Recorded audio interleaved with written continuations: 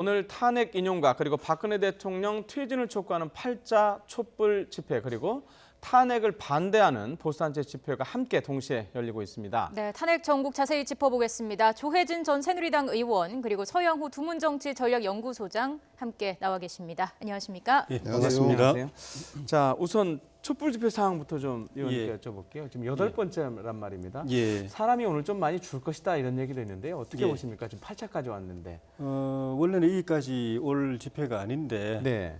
탄핵 이전에도 조기 하야 퇴진을 요구하는 촛불 요구 민심의 요구에 대해서 대통령이 그걸 이제 수용하지 않고 있다가 네. 국회 탄핵 가결까지 갔는데 네. 그 뒤에도 옛날 같으면 이제 닉슨 대통령 같은 경우에는 이제 탄핵 추진 과정에서 사퇴하기도 하고 네. 그런 예를 추측한 사람들도 있었는데 오히려 더 장기전으로 가면서 탄핵 심판까지 헌법재판소의 결정까지 보겠다. 네. 네. 그리고 또 친박 새누리당 친박에서는 어제 이제 당권을 다시 이제 장악하면서 네. 흔히 말하는 이제 버티기 전략으로 들어가면서 이게 빨리 종결이 안 되겠다. 그래서 촛불이 여기서 꺼져서는 안 되겠다. 탄핵 심판까지 예. 계속 민심을 유지해야 되겠다는 그런 여론과 또 그에 대해서 맞불로 박사모를 중심으로 한 네. 그런 집회들이 이제 이어지고 있는 것들이 네. 탄핵 심판 촛불이 계속 8차까지 오게 되는 원인인 것 같고 네. 앞으로도 계속 이어질 가능성이 높아 보입니다. 저희가 토론 내내 영상을 가능하면 현장 화면을 보여드릴 텐데요. 지금 화면에서 보시면 왼쪽이 탄핵을 반대하는 그러니까 주로 보수단체 집회죠. 저 장소는 아마 안국역이고요. 예. 지금 오른쪽은 광화문 촛불 집회 현장입니다. 자, 왼쪽 그 탄핵 반대 집회는 지금 보고 계신 영상은 안국역이 아니고 역사박물관 쪽이라는 얘기고요. 자, 그 서영호 소장님, 네. 자 지금 8차 촛불 집회까지 왔어요. 물론 반대 집회도 같이 있지만 어떻게 보십니까? 원래 탄핵안 국회에서 가결한 이후에 지난주 촛불 집회는 다소 촛불 참석 인원이 줄었습니다. 네. 그런데 오늘은 지난주보다는 좀 성난 민심이 더 많이 참여해서 촛불의 크기가 좀 커지지 않을까 예상되는데요. 지금 현장 화면을 보면 네네. 물론 사전 집회이긴 하지만 어떻습니까? 지난주와 비교하면. 지난주 이 시간까지는 지금 예. 가늠하기 그럴 것 같고요. 한 6시가 돼봐야지 실제 그 인원을 제대로 추정할 수 있는데 6시쯤 지금도 돼야. 예. 지난주보다는 조금은 많이 모인 듯한 느낌이고요. 정확한 집계는 6시에 주최 측 집계를 한번 들어봐야 될 것 같은데 예. 앞서 조혜진 의원이 말씀하신 대로 예. 국민들이 탄핵을 가결했음에도 불구하고 지난주에 국회의 청문위원들이 청와대 현장 조사를 했는데도 불구하고 그것을 청와대가 거부했다던가 네. 그리고 새누리당이 도로 친박당으로 원내대표 선거에서 친박으로 회귀한 듯한 모습들 그리고 결정적으로는 박근혜 대통령의 탄핵 대리인단이라고 하는 변호인단이 탄핵이 사유가 없다 기각될 것이다라고 하는 강한 주장들 이런 것들이 맞물리면서 오히려 촛불 민심을 더 화나게 했기 때문에 오늘 시민들이 다소 좀 많이 모이지 않겠나라고 좀 예측해 볼 수 있겠습니다. 네. 지난주보다는 좀 많을 것이다 네, 이렇게 그렇습니다. 예상하시는 거죠. 그 일단 8차 집회는 시간과 방식이 좀 확실히 간결해졌는데 눈에 띄는 점은 또 황교안 권한대행도 퇴출 대상이 포함이 되지 않았습니까? 네, 이 황교안 대행에 대해서는 국민들의 분노가 좀 큰데 대통령이 그 역할을 대행하기 때문에 야당에서도 어지간하면 협조를 하려고 했었으나 황교안 대행이 첫 번째 보인 모습이 마사회 인사 아니겠습니까? 네. 네. 중요한 문제도 많은데 하필 또 말입니까 말? 우리 국민들이 말에 대해서 상당히 안 좋은 생각이 많은데 불효불급한 인사도 아닌 마사회 인사를 하면서 대통령 권한 대행으로서 인사권 그리고 국회를 방문할 때 대통령급에 요구하는 의전을 요구하고 이런 인사와 의전 등 대통령직에 대해서 너무 욕심이 있지 않느냐라는 생각을 가지게 되고 특히 야당이 대정부 질문에 참석해 달라고 하는 거에 대해서 예. 나는 대행이기 때문에 총리급이 아니다. 그래서 참석이 어렵다라고 지금 실랑이를 하고 있는 걸 네, 보면 네.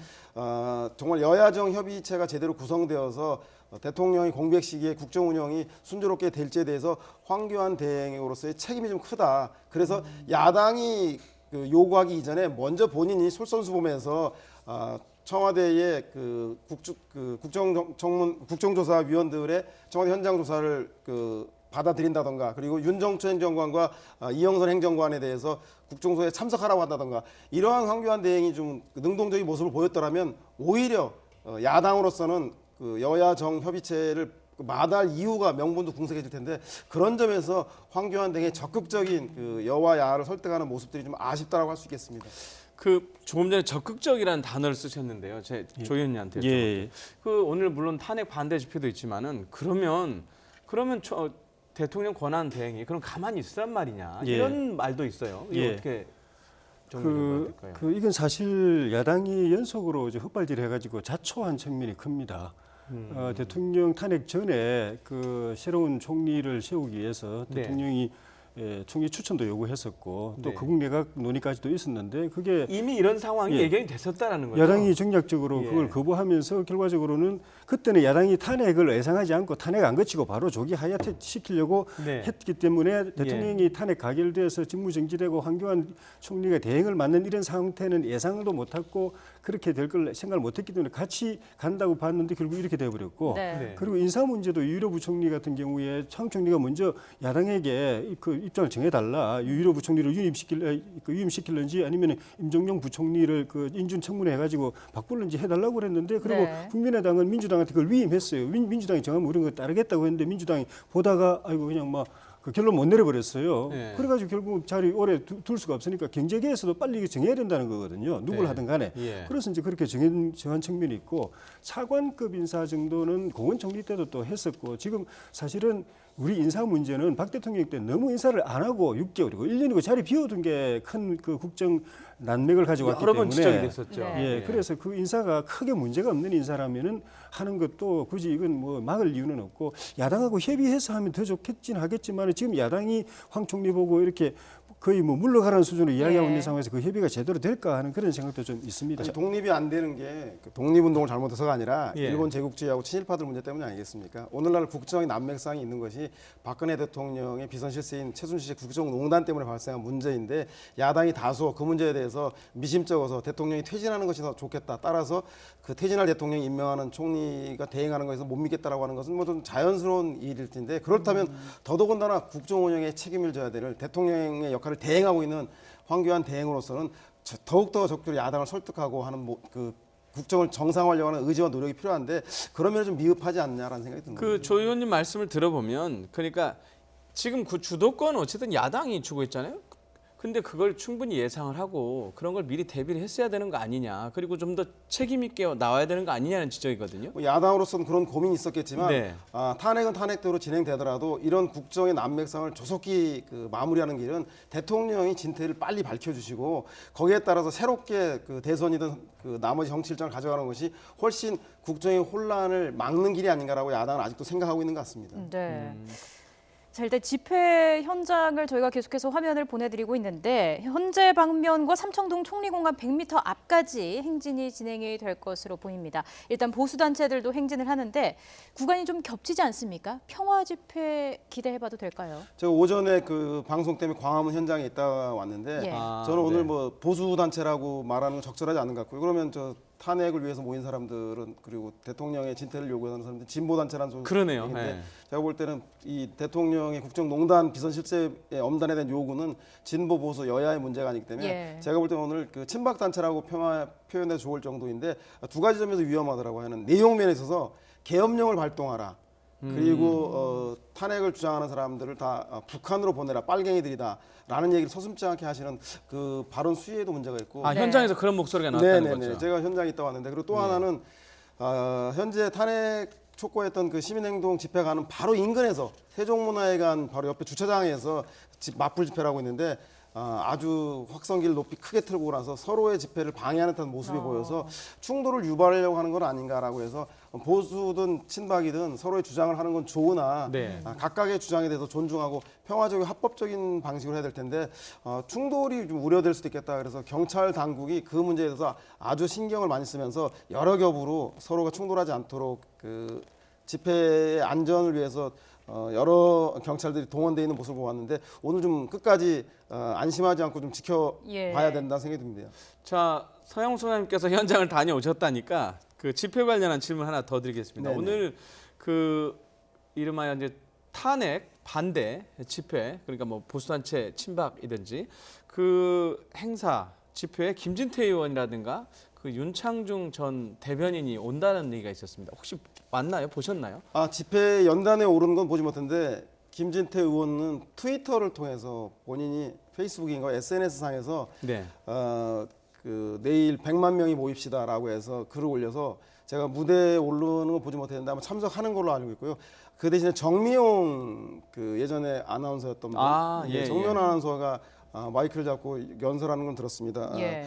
촛불 그 태극기의 물결로 바람으로 촛불을 꺼트리자 뭐 이런 얘기를 하시는 걸 좀 들었고 나머지 윤창중 그 전 대변인이 참석했는지 잘 모르겠는데 어찌됐든 탄핵에 대한 부당성을 대해서 조목조목 짚는 건 좋은데 탄핵에 대해서 전체적으로 이미 국회에서 234명의 의원이 그리고 국민의 78%가 탄핵에 대해 찬성해서 압도적으로 탄핵이 가결되었는데 네. 그 부분에 대해서 제가 볼 때는 폄훼하거나 문제 제기를 하는 것들은 그리고 또 감정적으로 발언하는 그 촛불에 모인 민심에 대해서 그렇게 자극하는 것은 상당히 뭐 바람직하지 못한 모습은 아니지 않느냐 그런 생각이 듭니다. 전체적인 지금 최순실 게이트 그러니까 국정농단 사태 흐름을 보면 이른바 보수단체 쪽에서는 과거 초반에는 조용히 있었지 않습니까? 그 뒤로 조금씩 목소리를 내오다가 오늘 같은 경우는 좀 상당히 많은 인원이 네, 모이지 그렇습니다. 않았습니까?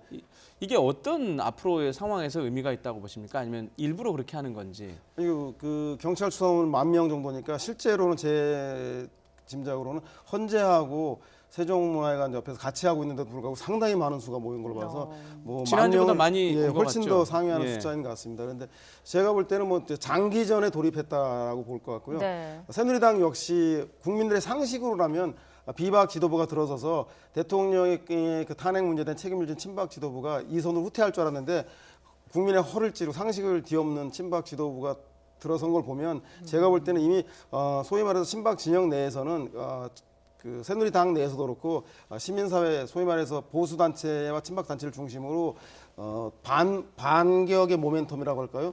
국면을 전환하기 위한 그런 준비에 들어가고 있는 건 아닌가라는 네. 그래서 정치권과 그 친박 단체 간의 긴밀한 협조 속에서 뭔가 국면을 전환시키기 위한 장기적인 계획을 좀 추진하고 있는 건 아닌가라고 하는 치밀하게 좀 준비됐다는 느낌이 많이 들었습니다. 준비됐다. 자, 계속해서 열기가 고조되고 있는데 이런 가운데 박근혜 대통령 대리인단이 탄핵안 의결서에 대한 답변서를 제출했습니다.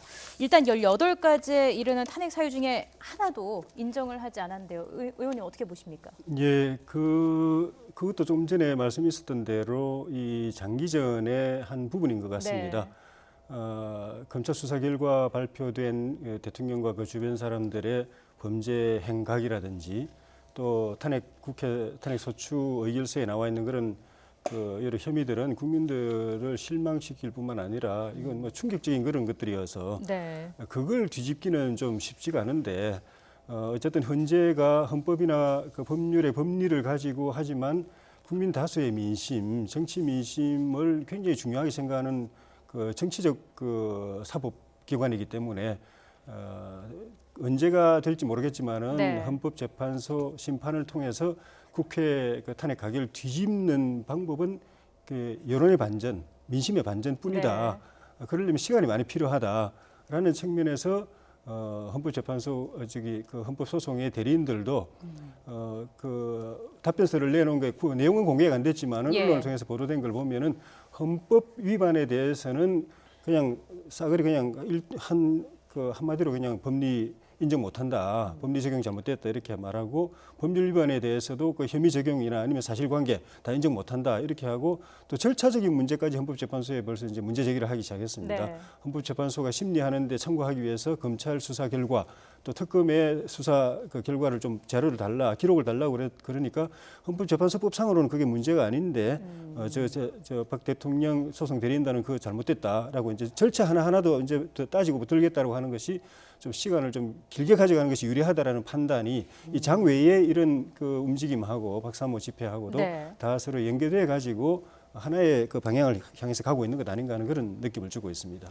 자, 근데 또 눈길을 끄는 게 여러 가지 탄핵 사유 중에서 특히나 세월호에 대해서 언급을 하지 않았습니까? 7시간에 대해서는 직접 책임이 없다라고 했는데 어떻게 보시는지요? 이미 뭐 여러 차례 그 대통령과 청와대 측에서는 밝힌 바와 같이 이미 이것에 직접 책임을 지고 해경을 해체했었고 그리고 세월호 선주 회사의 잘못이지 이것을 그 그 전체적 총괄적으로 국정의 컨트롤 타워로서의 청와대의 책임은 없다라고 얘기를 하는데 직접적으로 구조라든가 사고의 원인은 일어나지 않았지만 국가 내 그 재난이 국민의 재산과 생명을 지켜야 될 국가의 최고 리더십으로서의 청와대 대통령이 이 문제에 대해 책임을 면탈하기는 상당히 어려울 것 같다는 생각이 들고 지금도 여전히 쟁점이 되고 있는 게 대통령의 시술 문제라든가 성형에 대한 의혹 이런 것들이 단순하게 대통령의 사생활 엿보기 때문에 그런 것이 아니라 국가가 위기의 상황에 빠졌을 때 국가의 최고 통수권자는 무엇을 해야 되는가에 대한 7시간에 대한 문제 때문에 그렇지 않겠습니까? 네. 따라서 이것이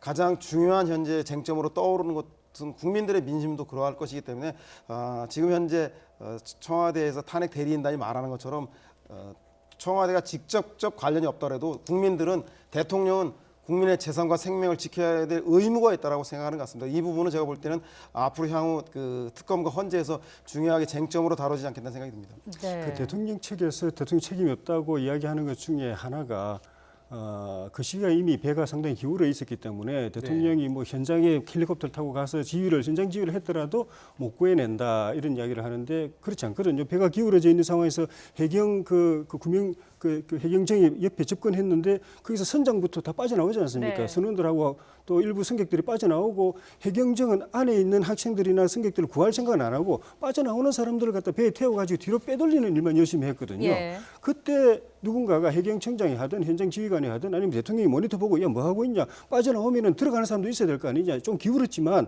아니면 로프 타고 들어가더라도 들어가가지고 학생들이나 승객들 빼낼 수 있지 않느냐 나오는 사람이 있는데 왜 빼내는 못하느냐 누군가 이야기를 했으면은 오는 사람은 건지는 것도 하지만 누군가 들어가서 작전도 했을 텐데 그 전에 안 했거든요. 그걸 보고서 TV 모니터에 현장 중계를 보고 있는 국민들이 왜 저렇게 그 해경이 접근해가지고 있으면서 아무 일도 안 하고 오는 사람 배 태워가지고 빼돌리면 하느냐는 걸 다 의구심을 가졌는데 그렇게 현장 인력이 안 움직인 데는 위에서 말 안 하면 안 움직이는 그것이 현장에서 그대로 드러난 측면도 있고 만약에 네. 대통령께서 모니터 보고 안보실장하고 또 그 중대본이 다 협의해가지고 현장 들어가라.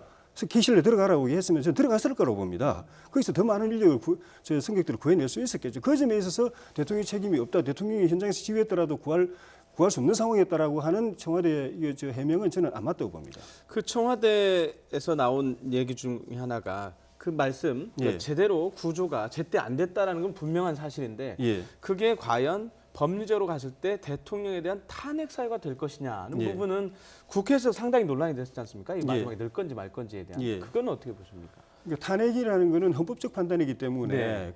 좀 전에 있었던 국민의 행복 추구권 안에 있는 또 생명권 그렇죠. 이것이 대통령이 구체적으로 한 사람 한 사람의 생명에 대해서 보호하고 또 구하고 할 책임의 범위를 어느 정도까지 인정할 것인가 하는 그런 이제 판단인데 네. 만약에 그때 대통령이 모니터를 보고 있지 않아 가지고 현장 상황을 정확하게 모르고 또 지시할 수 있는 타이밍에도 정신이 딴 데가 있어 가지고 네. 딴 일을 하거나 아니면 딴 생각을 하느라고 지시를 못 하고 그러니까 위에서 대통령 지시 뭐 안 하면은 밑에 있는 사람들은 꼼짝 안 하고 움직이는 그 시스템 때문에 현장 인력도 안 움직였다.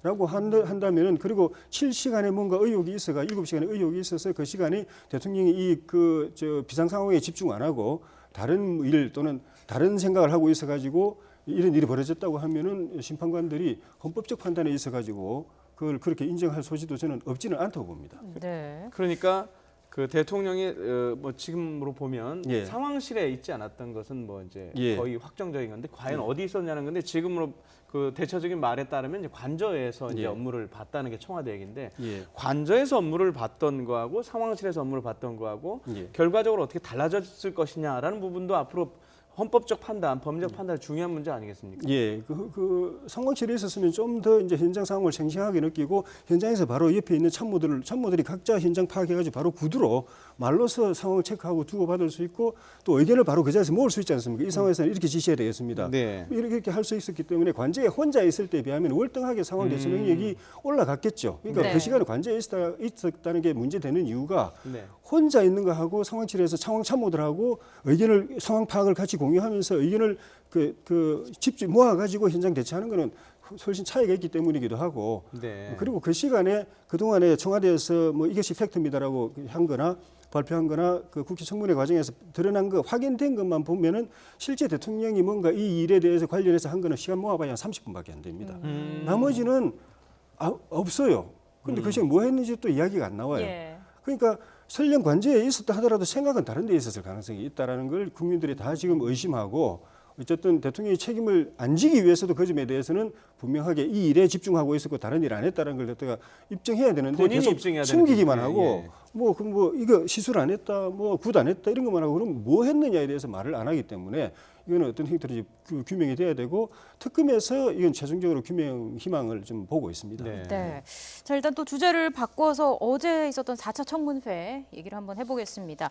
사전 모의 의혹 논란이 있지 않았습니까? 일단 고영태 씨가 언론 인터뷰를 통해서 밝힌 내용인데 새누리당 의원과 박헌영 K스포츠재단 과장관의 사전 모의가 있었다 이런 의혹을 제기했습니다. 어떤 내용이었는지 간략하게 알려주시죠. 네, 고영태 그 최순실 씨의 측근이었죠. 네. 고영태 씨가 모 월간지와 인터뷰를 하면서 그것이 아마 청문회 하기 이틀 전이었는가 인터뷰를 했는데 그 예측을 합니다. 청문회장에서 청문위원 중에 여당 청문위원 중에 한 사람이 태블릿 PC를 본 적이 있느냐, 문제 예. 태블릿 PC를. 그러면 아마 그 청문회 나오는 박헌영 씨인가요? 박헌영 과장이 아마 그것은 고영태 씨의 것일 거다라고 예. 주장할 겁니다라고 이런 얘기가 아마 청문회장에 나올 거라고 하는데 실제로 이틀 후에 청문회에서 그런 현상이 벌어지고 이만희 새누리당 의원이 그 태블릿 PC를 본 적 있냐 물어보고 실제로 박헌영 씨가 고영태 씨가 평소에 사용하던 겁니다라고 답변을 합니다. 이게 뭐 고영태 씨가 우주의 기운을 받아서 이렇게 예언을 하는 게 아니라 실제 새누리당 내에 청문위원 중에서 친박 의원들이 최순실 씨의 그 범행을 비호하고 은폐하기 위해서 사전에 입을 맞춘 게 아니냐라고 하는 의혹을 충분히 의혹을 살 만한 이야기를 지금 고영태 씨가 그 인터뷰를 통해 밝히고 있는 것입니다. 네, 근데 이만희 의원은 사실이 아니다. 법적 대응하겠다 이렇게 밝혔지 않습니까? 그게 사실이라고 하더라도 이제 이만희 의원이 해명한 거는 박헌영 과장 내 연락처도 모르는데 예, 내가 예. 또 그 사람에게 이래라 저래라 내가 이렇게 질문할 테니까 당신이 이래 답변해라 어떻게 하겠냐 그러는데 그 제3자가 끼면은 직접 통화 안 해도 얼마든지 가능합니다.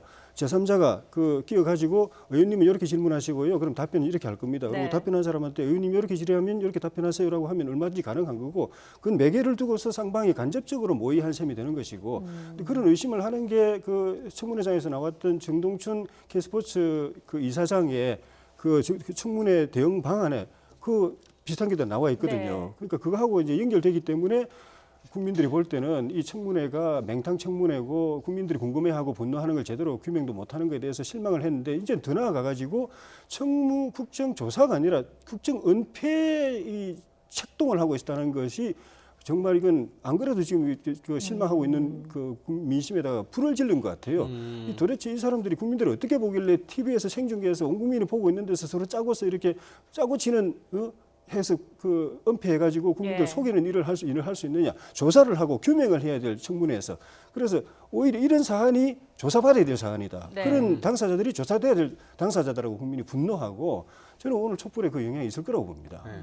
조혜진 전 의원께서는 지금 맹탕 실망 말씀하셨는데 서수영께서는 지난 4번의 청문회 어떻게 평가하십니까? 저는 뭐 결론적으로 부족하다.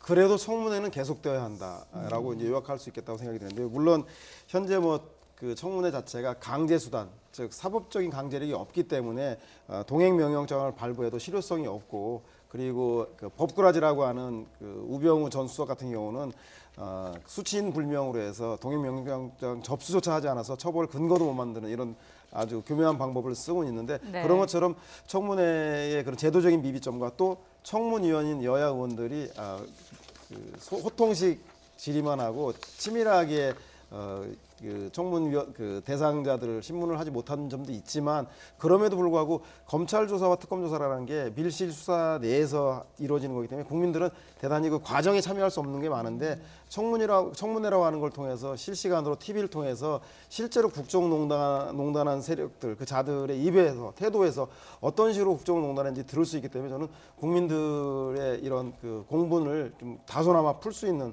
그런 장이었다는 생각이 들어서 다만 아까 말씀드린 대로 보다 더 실효성 있는 청문회가 되기 위한 네. 제도적인 개선 장치에 대해서 아마 현재 위원장인 김용태 위원장께서도 김성태 위원장님께서도 적극적으로 검토해야 한다고 하는 걸 보면 그런 제도적인 뒷받침만 된다면 청문회는 단순하게 검찰 조사 이외에 국민들의 알 권리에서 계속 그 보강되고 강화돼야 하는 건 아닌가 그런 생각이 들었습니다. 자, 지금 영상에 보시는 대로 정리를 잠깐 하겠습니다. 지금 화면 왼쪽에 탄핵 반대 지표는 안국역에서 진행이 되고 있는데요. 네. 주로 이제 보수단체들이 참여를 해서 오늘 낮부터 그 집회가 진행이 돼서 행진을 마쳤고 안국역에 와서 지금 정리 집회를 하고 있는 것 같고요. 그다음에 오른쪽은 지금 8차 촛불 집회입니다. 저희가 지금 화면을 역사박물관 쪽에서 화면을 잡고 있는데요. 광화문에 좀 6시가 돼야 알겠지만은 지난번 7차 집회 때보다는 조금 더 사람이 모일 거다라는 서영호 소장님 말씀이 있었는데 일단 6시쯤 지나보고 주최 측이 얼마나 왔는지 네. 밝히면 알겠는데요. 5시쯤부터 본 행사가 지금 시작이 되고 있고 지금은 현장에서 가까이는 보이지 않지만은 사전에 지금 문화 행사가 진행되는 모습입니다. 네. 이 왼쪽에 있는 그 친박 단체들이 안국역에서 정리 집회하는 이유는 안국역이 바로 헌법재판소 바로 앞입니다. 네, 그래서 네. 헌법재판소에서 탄핵 심사에 대해서 이걸 인용하지 말아달라고 하는 압력을 하기 위해서 아마 하는 것 같고 오늘 촛불 집회 참석자들도 하신 분들도 그 집회가 끝난 이후에 행진을 헌법재판소를 거쳐서 행진하는 걸로 되어 있는 것 같습니다. 네. 자, 오늘도 부디 평화 집회가 이루어질 수 있기를 기대해 보겠습니다. 자, 지금까지 조혜진 전 새누리당 의원 그리고 서영호 두문정치전략연구소장과 이야기 나눠봤습니다. 오늘 말씀 고맙습니다. 고맙습니다.